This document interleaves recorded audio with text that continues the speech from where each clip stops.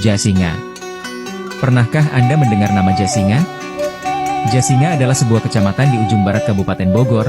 Wilayah ini bukan hanya kaya akan alam, tetapi juga menyimpan sejarah luar biasa dan banyak tokoh yang layak untuk dikenang. Salah satu tokoh penting adalah Raden Kartanatanegara, seorang Demang Jasinga yang kemudian diangkat menjadi Bupati Lebak di tahun 1837 sampai 1865 dengan gelar Raden Adipati Kartanatanegara.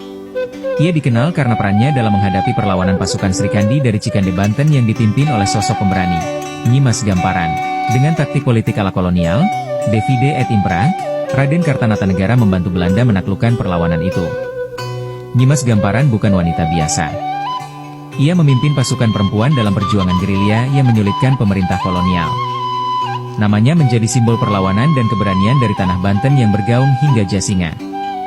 Dan tidak hanya itu, di tahun 1830-an, datanglah seorang akademisi terkemuka di bidang geografi manusia yang bernama Jonathan Rig. Ia membeli lahan di Jasinga dan menulis salah satu karya besar, A Dictionary of the Sunda Language of Java, Kamus Sunda Inggris pertama, yang masih dikenang hingga kini.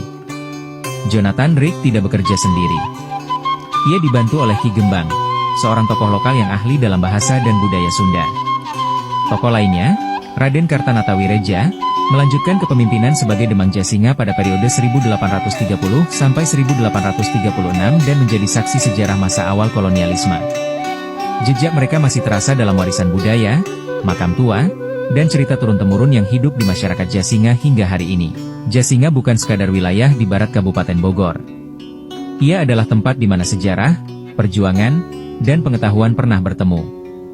Sudah saatnya kita mengenal dan menghargai para tokoh yang membentuk jati diri wilayah ini. Like dan follow untuk cerita lokal lainnya.